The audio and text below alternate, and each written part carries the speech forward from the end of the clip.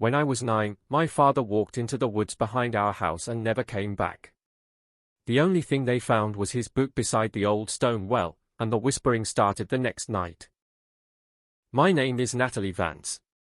I'm 28, a graduate student in folklore studies, and I've spent most of my life trying not to think about Hollow Glen.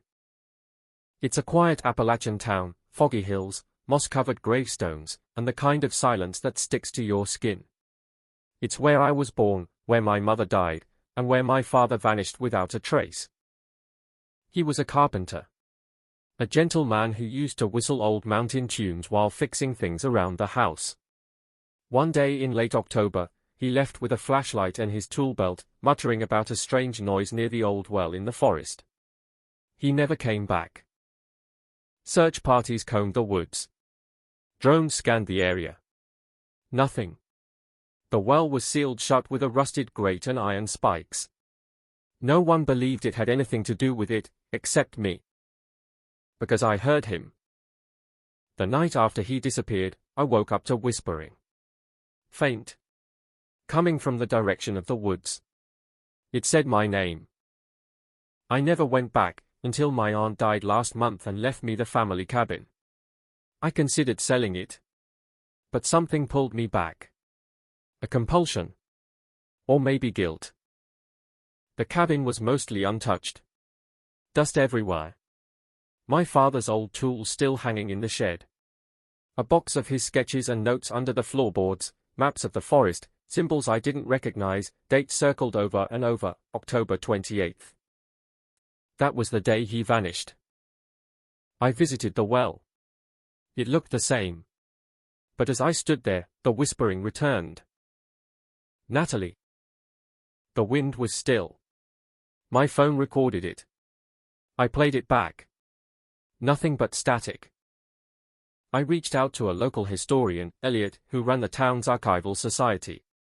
He was eccentric, maybe brilliant, and he knew exactly what I meant when I asked about the well. They used to say it was bottomless, he told me. Built by settlers who heard voices in the stone. Sacrifices were made. Something down there still echoes back. That night, I dreamed of the well again, only this time, it wasn't sealed. A dark rope ladder led down into the mouth.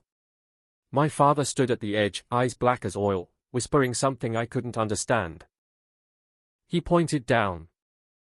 Then jumped. I spent the next days researching.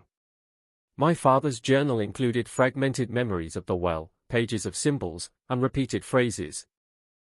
It's not a place. It's a door.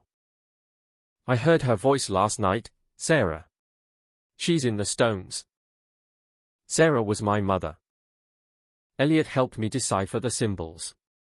They matched carvings found in ancient Celtic cairns, used to mark boundaries between worlds.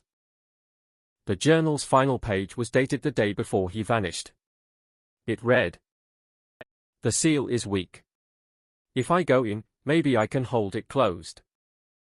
I returned to the well the next day and found something impossible. The grate, welded shut for decades, was broken in half. And there were fresh boot prints in the mud. My size. My tread. But I hadn't been there. I decided to descend. Equipped with climbing gear, a headlamp, and a GoPro, I began the slow descent into the well. The walls were stone, slick, moss-covered, carved in places with unfamiliar runes. The light dimmed the deeper I went. It didn't make sense. I should have hit bottom after 50 feet. But the well continued. At 100 feet, I found the first anomaly, a wooden beam embedded horizontally like a support. Then another. A tunnel, branching off into the dark. I stepped inside. It wasn't stone anymore. The walls were black clay, pulsing with moisture. The air buzzed with electricity. I heard whispering. It wasn't just voices. It was breathing. Chanting. Crying. Then I heard my mother. She sang the lullaby she used to hum when I was sick. Her voice echoed softly, gently. It pulled me deeper. I passed hollowed-out rooms, some filled with bones. Others with mirrors that reflected the tunnel, but not me. At the end of the passage was a large chamber, lit by no visible source. In the center, kneeling before a circle of stones, was my father. He didn't look older. But his skin was pale, translucent. His eyes were empty. He looked at me and whispered, "It's awake. I kept it quiet, but now it wants you."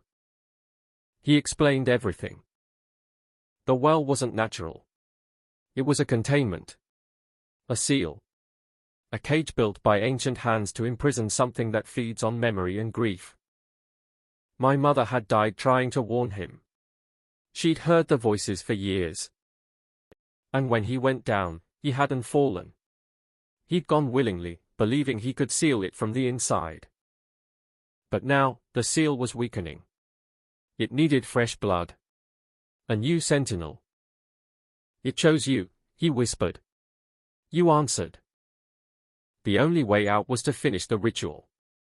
To bind the entity again. I was given a choice. Remain and take his place, or try to escape, knowing the thing in the well would follow. I looked around the chamber, at the carvings, the bones, the stillness. And I understood. I whispered the words he taught me. The light vanished. Weeks later, Elliot returns to the well with a team of researchers. The grate is gone. The hole is empty. No trace of me. No sign of my father. But something's wrong. The whispers have started again. He plays the last recording from my GoPro. It's me, whispering. If you hear the voices, don't answer. The recording ends. But the whispering continues.